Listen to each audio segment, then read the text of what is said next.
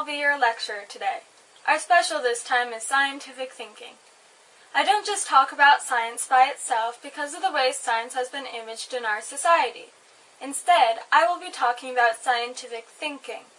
When I say science has been imaged, I mean there are a number of mental pictures associated with it in much the same way that beer or cigarettes have been associated with youth and vigor, or even health, through advertising and other means. Science hasn't just been advertised this way, but also has been imaged through things like children's cartoons, movies, TV, magazines, and the like. So science is imaged as having to do mostly with test tubes, microscopes, lab coats, and so on. It is also imaged as appealing mostly to nerds, geeks, and weirdos out trying to take over the world, and hardly the sort of thing pretty girls would want to mess with, or real he-men for that matter. One easily pictures a person interested in science as a skinny guy with thick glasses, or a very plain girl with similar glasses. Why this is can be the subject of another lecture, but you can easily check your own image of science to see if this is true or not. That scientific thinking could be used for things like how to get a date with the cute girl next door, or planning your next trip may not be a part of the image, but that is the idea that this lecture will argue for. There is no doubt that science has brought us many amazing things, but it is the method of thinking behind them that is really responsible for those things.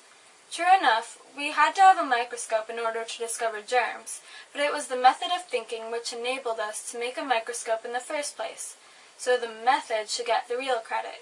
Of course, scientific thinking has been criticized for some bad things too. We all appreciate Novocaine, anesthetics, and safe surgical techniques, but didn't science also bring us the bomb as well? But that is not the fault of scientific thinking so much as the fault of certain people who are prepared to use anything available for bad purposes. Surely, as soon as cavemen found out that sharp stones were good for cutting meat, some realized that they could also be used for killing people if made into arrows. The control of fire can be used for good or bad, and so can the wheel or almost anything else you might think of.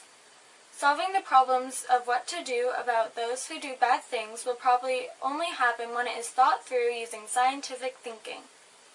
Any lecture claiming that scientific thinking is such a great thing better have a pretty good idea of what scientific thinking is really all about. Some of the words used in scientific thinking will be familiar to you because you heard them in school. Words like hypothesis and experimenting you already know. Unfortunately, these words also conjure up certain images like Bunsen burners and cutting up frogs. Again, not the sort of thing many of us would want to mess with. But it may be that your school left out the most important part of scientific thinking, which is to be sure that your observations of what you're going to think about scientifically are right. If you don't get the first part right, then the rest will be messed up too. Consider a couple of cavemen sitting in the front of their cave. And one says to the other that the sun is bigger than the earth and the moon is smaller. He would be thought of as seriously crazy because what they see are two disks that look to be about the same size, traveling across the sky from time to time. It is only after a much closer and detailed look that the real facts can be discovered. One has to examine shadows, other heavenly bodies, and all kinds of things before one begins to get a handle on what's really the case. Today, if you said that the sun and moon were both about the same size and smaller than the earth, your friends would think you were crazy. It isn't just optical illusions that can throw your initial observations off. Before you can get a handle on how something works, you have to decide what the something is that you want to think scientifically about. The solar system pretty much defines itself if you can see the whole thing, but other systems have to be clearly defined when you begin your observations, or you might leave something out. Ancient Greeks thought that their eyes projected something out at the things one looked at, which is why we saw them. They were leaving out light sources, optic nerves, and so on. All they were observing at the time was eyes and the stuff eyes saw. If you define the area to be observed as the entire experience of vision, then you are less likely to leave things out, because now you have to think about not only what's seen and what's it seen with, but everything in between. The story of scientific thinking in the field of optics is instructive because it illustrates a couple of things that might have been left out in your schooling about science. One thing is the compound nature of the dividends, which occur when you do think scientifically. Think about it.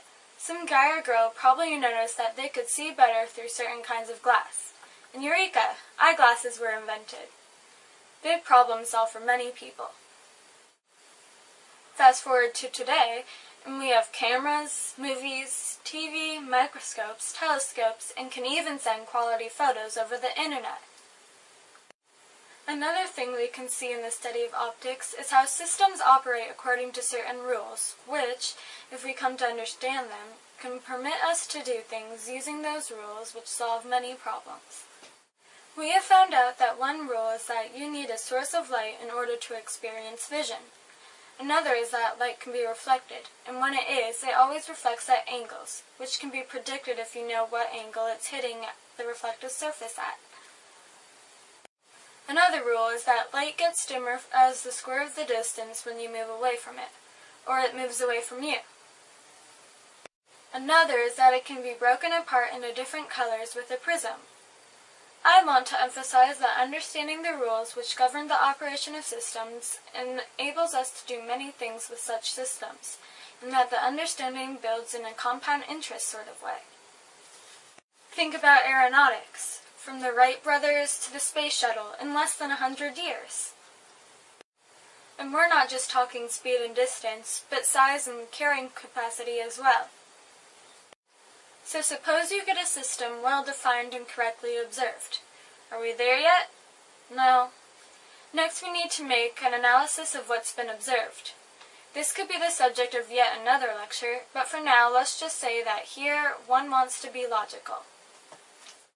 At the most basic level, you can't believe that light gets dimmer as it moves away, and also that it gets brighter at the same time.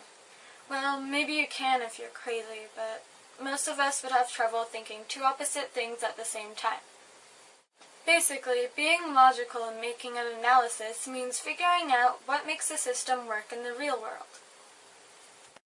If you define your system of observation as a seesaw, and find that the lighter kid is always in the air, and the heavier one on the ground unless he kicks it otherwise, then you might logically speculate that the more weight on one end will make that end go down. This is a hypothesis. Bet you already knew that. Once you get a hypothesis, then the next thing is to test to see if it's right. You already knew that, too.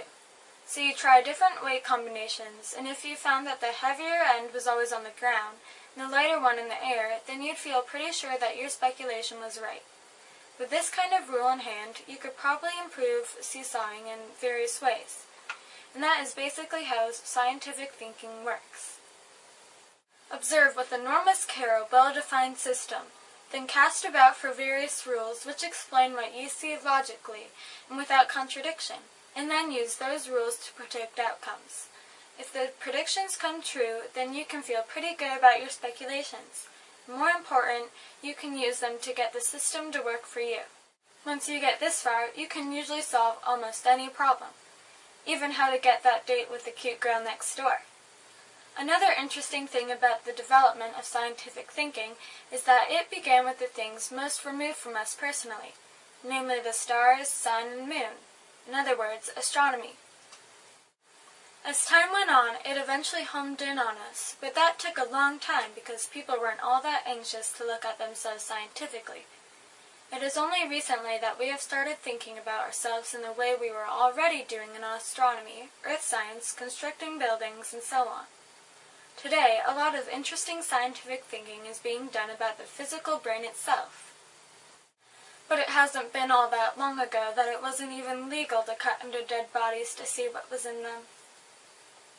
Sorry for talking about gross things like dead bodies and cutting up frogs, especially since my main point is that science isn't about certain things, but about a particular way of thinking.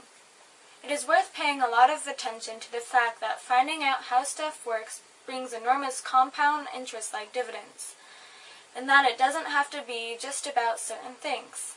Scientific thinking can be used on anything and for anything. One reason scientific thinking isn't more popular besides the imaging mentioned before, is that what scientific thinking shows to be true is often, if not almost always, counterintuitive. Counterintuitive is just a fancy word that means it goes against common sense, or is radically different from what things look like at first glance. The earth looks flat, and yet it's round. The sun looks small, and yet it's enormous. The straws look bent when they're in water, yet they aren't. What stuff looks like and feels like to us may totally misrepresent the real facts. If this weren't the case, magicians would be out of work.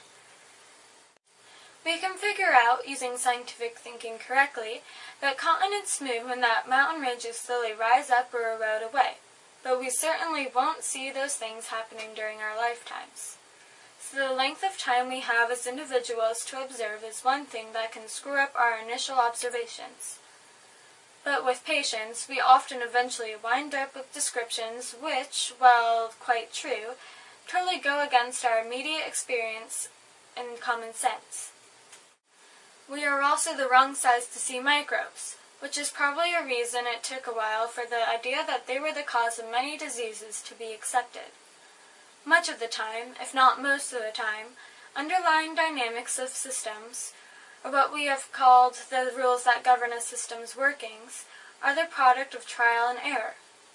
The serious and eventually successful study of vision, which includes the behavior of light, probably began, as I said earlier, with somebody noticing by chance that some kinds of glass improved eyesight.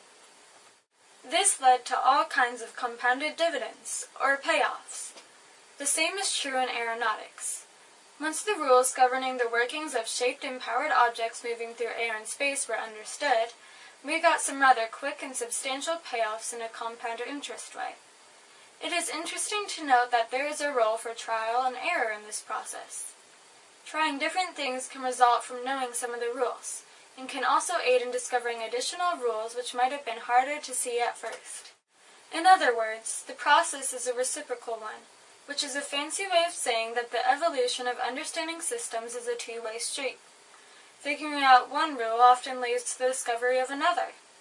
One thing builds on the other, which is why we see a compounding effect in scientific thinking. To summarize my little talk, I think it is unfortunate that science has been imaged, branded, and characterized as a specialized activity mostly for geeks and nerds, and not of use to the average person.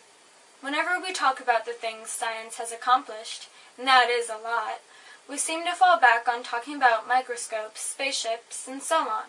I even did so in this presentation. But that is because people have not yet seen the value of thinking scientifically in other areas besides medicine and technology. Our amazing history of compound interest advances in those areas where we view scientific thinking, and its absence anywhere else, simply reflects the fact that it hasn't been used very much anywhere else. If we purposely use the same method of thinking in areas of personal and social activities, for example, then we could reasonably expect similar dividends and some history to talk about there. I also think rather young children could be taught the basic fundamentals of scientific thinking, and given practice and use thereof. Unfortunately, many kids get out of school feeling that science is yucky and not much fun, and they don't see it as useful to them personally. So they're quite willing to live their lives in a non-scientific way, while leaving the doing of science to the nerds and geeks they imagine most suited to it. I can assure you that making this video has been educational for me, and I hope it has been for you as well. And for dessert, we have other lectures coming up.